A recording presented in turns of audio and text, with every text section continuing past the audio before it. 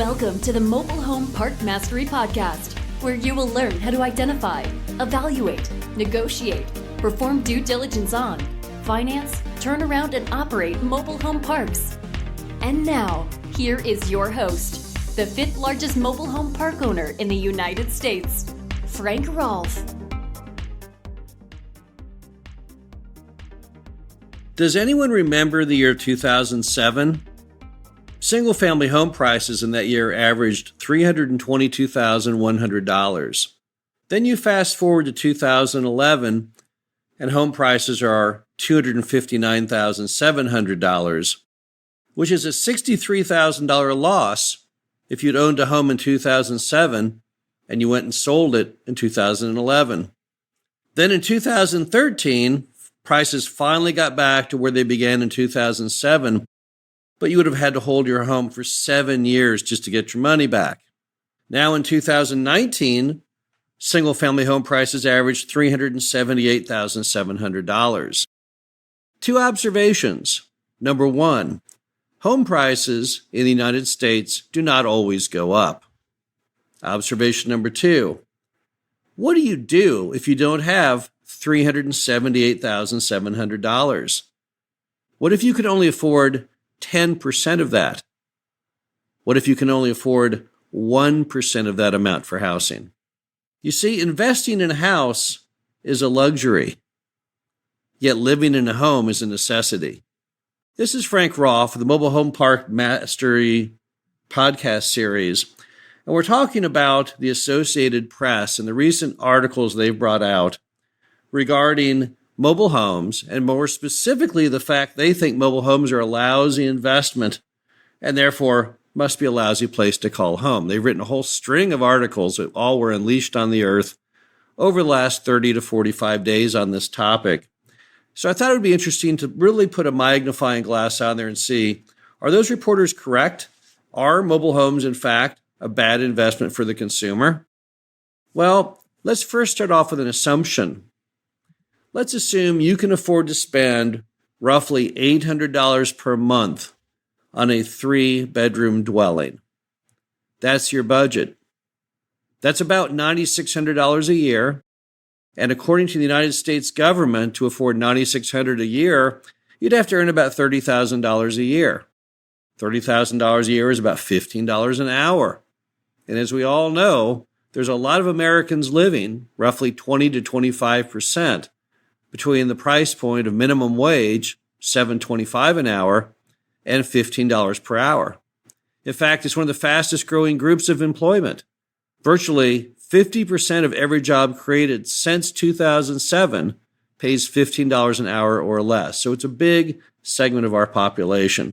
So that's your budget, $800 a month. Now, on the one hand, you can buy a mobile home in a mobile home park, and that home is going to cost you $800 per month, which includes lot rent, for the first 10 years, and then the home is yours. Or, option B, you can rent an apartment, if you can find one. You won't be able to find hardly anything in apartment world that's 3-bedroom for $800 a month. The U.S. average is $1,200 a month, and that's for a 2-bedroom. Most of the markets we serve, the 3 bedrooms are around $1,500 a month. But just for sake of argument with the Associated Press, I will pretend, which I know doesn't exist, that you can find a suitable 3-bedroom apartment for $800 a month. Of course, it'll be a Class C building in a terrible location, but nevertheless, let's just proceed and look at this strictly economically. Now, what will you spend over a 20-year horizon? On the mobile home for the first 10 years, you'll spend $800 a month, and that's $96,000 over a 10-year horizon. But for the second 10 years, you're only going to spend $400 a month because now the home is yours and all you have to pay is a lot rent. So the second 10 years will cost you $48,000 for a grand total of $144,000 spent in housing over a 20-year period. But let's look at the apartment. You could rent that apartment, right, for 20 years, but that will cost you $192,000.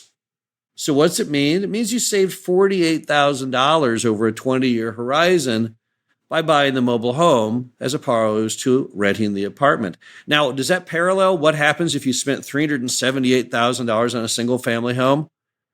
Probably not. Because again, the issue is not, can you invest? The question is, can you put a roof over your head within your budget? In fact, if you read a lot of the most recent articles right now on single family homes, they lament the fact that people aren't investing more, investing less, and the interest rate's down a smidgen. And as a result, they assume there's a 2.39 greater advantage and all just endless malarkey. But that's great if you're rich enough to buy one of those houses. But for many Americans, probably a third of the entire U.S. population, they simply can't even get into that game. So, what does it mean? It means the Associated Press is basically advancing a false narrative. There's an old Spanish proverb that says, with the high and mighty, always a little patience. Which means when you have plenty of food on the table, roof over your head, gas in your car, you can withstand a lot of the things that life may throw at you. But that's not true for many mobile home park customers. They simply don't have that luxury, and apparently the Associated Press doesn't understand that. It would be no different than if the Associated Press wrote an article on people and their savings and their investments. They could say that many people are really lacking in investing because they're not putting in $100 a month or $1,000 a month into their retirement plan. They're not taking advantage of all these IRA laws and, oh gosh, you could make so much money in the stock over the last 5 years and bond yields are X and CD yields are Y. But that doesn't matter to you when you have no money to invest. A lot of people are simply scraping by. They don't have the ability to go out there and make logical investment choices because they don't have the capital to invest. And the same parallel could be drawn between regular investing, which the Associated Press also writes plenty of articles on, and investing in single-family homes. Let's look at a similar false narrative that's advanced almost every day in the media, and that's this whole discussion of what it takes to retire comfortably in America. I just read an article a few moments ago, and it tells me that the average U.S. individual needs to have saved by the time they reach retirement between $1 and $1.5 million. If you haven't done that, I guess you've apparently failed yourself and your friends and your family, because that's how much you need to live comfortably. Well, how many people have between $1 and $1.5 million saved in the United States today? And the answer is hardly anyone. Certainly not 90% of the U.S. population, possibly even higher than that. But by far the majority don't. By far the majority of Americans are going to be going into retirement on a Social Security check of roughly $1,200 a month, because that's what the average Social Security check is. And you might say, what about the pensions? Well, they don't have one. What about the savings? Well, the average American household at retirement has somewhere around $70,000 in total assets, and that's the average. That means half have less. So the bottom line is the Associated Press needs to stop being snobs and wake up to what's going on out there in the real world. When we talk about affordability on mobile homes, we're talking about right now you need affordable housing. It's not viewed as an investment tool. And on top of that, perhaps we as a nation are viewing housing completely inappropriately by thinking it's an investment tool. If you look at the price of housing going back many, many decades, not just from the period beginning in 1960. If you go all the way back to the period beginning at the turn of the century, well, you'll see that homes were lousy investments decade upon decade upon decade. Talk to somebody that owned a home back in the 1930s. How did they fare with it? Not good.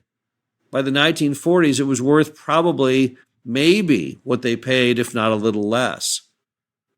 Because it wasn't until about the 1970s that people started thinking of homes not as shelter, not as a dwelling, but as a way to make money, a way to save value, and a whole investment program built around a house. It seems ludicrous, does it not? How in the world did the nation get here? Perhaps there were so many people with a vested interest in this narrative that homes are an investment. Think of all the home builders, the mortgage companies, all these different groups. They all profit from convincing you that a home is an amazing place to park your money, whatever money you have. And with that false narrative, they were able to garner greater customers, greater revenue. So maybe the whole thing is just basically a scam. I don't know. Perhaps we'll all know years from now when we look back on how the home market fares at the end of the movie. I don't know about you, but the fact that the millennials are now the largest population group in the United States would tend to suggest that maybe home prices are not supportable in the years ahead. Maybe what we're seeing right now is the very top of a bubble, which will have a long decline. Same thing that happened to people who made silent movies back in the 1920s when they brought out the talkie. I don't know. But going back to the original topic, you certainly cannot, not for 1 minute, ever say that a mobile home is a bad investment, because you should not view it as an investment. You need to view it as what it is: affordable housing, something that people can afford, something that has no rival, something that nobody else can possibly provide as nice a product as. Apartments can't do it. Single-family homes can't do it. Can't even meet the price point. So, hey, Associated Press, why don't you give mobile home park residents and mobile home park owners a break here and stop trying to produce a narrative that we all know is false? Clearly, the best thing you can do if you're trying to provide a roof over your head and a nice, clean, safe place to live with your own yard, no one knocking on your walls and ceilings, ability to park by your front door, and a sense of community as a mobile home park. And let's forget this ridiculous narrative of how it fares as an investment vehicle, because that's not truly fair to anyone, and it's not really the correct thing to say about what is truly the only option for affordable housing in the United States. This is the Frank Rolfe of the Mobile Home Park Mastery Podcast Series. We'll be back again next week. Thank you for listening to the Mobile Home Park Mastery Podcast. Be sure to visit us at mhpmastery.com to subscribe to the show, read our show transcriptions, and access all of our great information on mobile home park investing.